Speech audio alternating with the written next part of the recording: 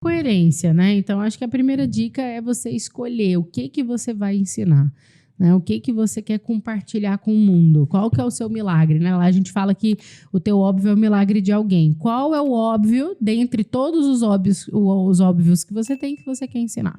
Acho que essa é a primeira dica. A segunda dica é escopo. As pessoas subestimam muito o poder de um escopo de curso. O que é um escopo? Sabe aquela estrutura... Cada um chama de um nome, né? Lá a gente chama de escopo, que é tema... É tipo a ementa, né? Exato. Eu ia falar isso, mas eu acho que é meio complicado falar ementa, né? Porque ementa é um termo que a gente usa na universidade. Então, é você fazer um resumo do teu curso. Isso é tão importante, porque para você terminar. O maior defeito de quem começa é criar um curso que não tem fim. Aí vira uma assinatura porque ela não conseguiu dar um fim. E não porque ela queria criar uma assinatura, sabe? Então, eu percebo bastante isso, que é a finalidade. Então, se você define bem a finalidade, você vai definir bem o escopo. Por quê? O escopo parte da finalidade. É por isso que eu proíbo meus alunos de lançarem sem o curso estar 100% gravado. 100% gravado. Isso é uma boa tática. E o terceiro ponto é definir muito bem o cliente perfeito. Quem é o aluno perfeito? Exatamente. Lá a gente fala muito do aluno perfeito. Quem é o teu aluno perfeito? Aquele aluno que ele vai aprender do 1 aos 10 e ele vai sair dali com valor agregado. Desenha, porque toda dúvida que você tiver, coloco esse exemplo ou não, uso esse símbolo ou não, crio um teste para cá ou não, meu aluno precisa? Porque a gente troca de alunos. Também, né? E a gente vai... E isso é um defeito, tá? Que eu vejo bastante no pessoal que cria metodologia, que é ir mudando de aluno de acordo com a própria evolução. Eu sempre falo, você não é o teu aluno. E eles vão criando curso para eles. Eu já cometi esse erro também. É normal, faz parte do jogo. Então, quando você tem esses 3 pilares... Então, a finalidade, qual que é a transformação, o escopo, a estrutura, a ementa, né, se você já tiver mais conhecimento desse processo, e o aluno perfeito, a chance de você fazer uma metodologia mais estruturada é muito grande. Total. Mas é engraçado porque eu bato muito na tecla da persona. E o pessoal tem dificuldade do teu lado? De desenhar? É engraçado. Tipo, dá uma dica agora. Vou entrar no papel. Gargalos. Eu vou entrar no papel de entrevistadora. Dá uma dica agora. Que as minhas alunas vão assistir o podcast também. Então dá uma Tira dica um corte. elas. Me conta aí, Ju. 3 dicas de como desenhar a Você persona. percebeu que a pessoa tá me entrevistando. Não, mas Ela tá assim, fazendo um teste pra ver se ela vai sair bem no podcast dela. Se eu topo, né? Esse tranco do podcast. vamos lá. Bom, eu primeiro que tem uma aula, né, que explica muito a diferença entre público-alvo e persona. E eu criei uma estrutura para a pessoa ir preenchendo. Então, qual é o nome? Estado civil. Tipo, sabe quando você preenche uma ficha cadastral porque você vai em algum lugar? Eu preenchi uma ficha cadastral da persona. E aí, ela tem que desenhar. E isso tem ajudado muito. Então, assim, todas as quartas, a gente faz análise de produto. Lá no da teoria prática. E aí, quando as pessoas apresentam e elas mostram a persona, eu fico tão orgulhosa. Porque tem umas personas que elas têm até a música preferida. É uma coisa, assim, genial. Então, e também é bater muito na tecla da necessidade e explicar.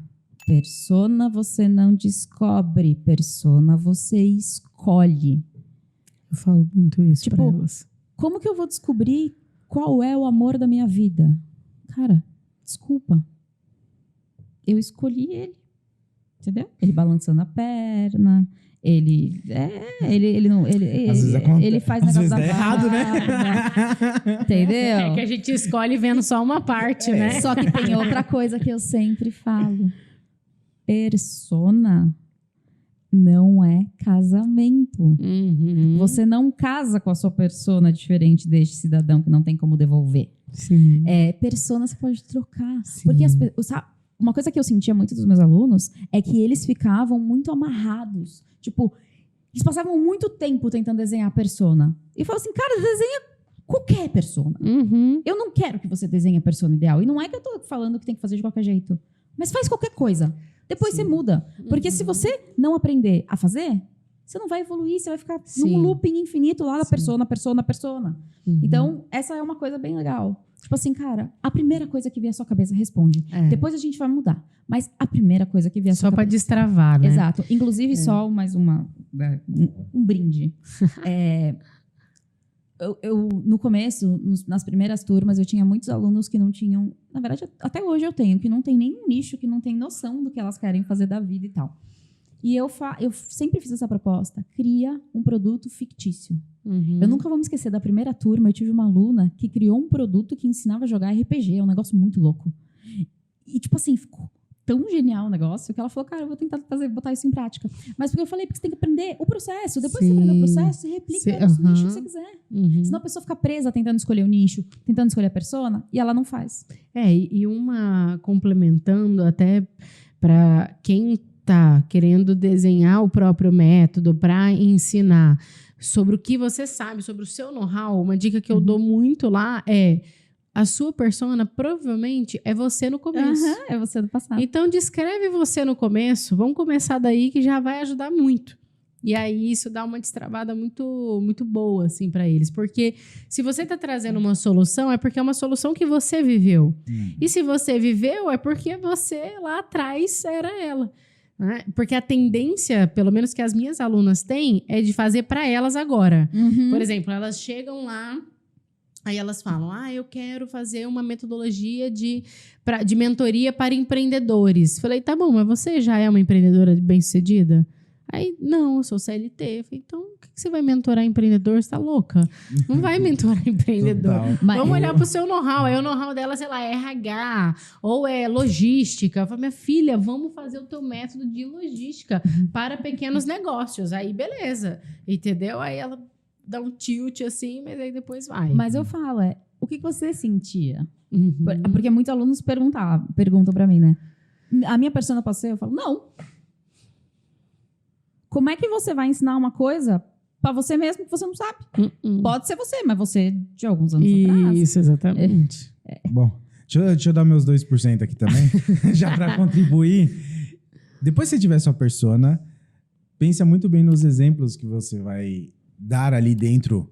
Porque algumas pessoas, que nem a gente tava falando de TV Colosso aqui. Sim. Cara, sua persona, ela tem 18 anos. E você der o exemplo da TV Colosso, ela vai falar... Quem é Priscila? O que eles estão falando? Então, assim, por isso que é importante você desenhar muito bem a sua persona, saber a idade dela, tudo que ela já vivenciou, para que você depois consiga escolher os melhores exemplos para na hora que você for dar a sua aula.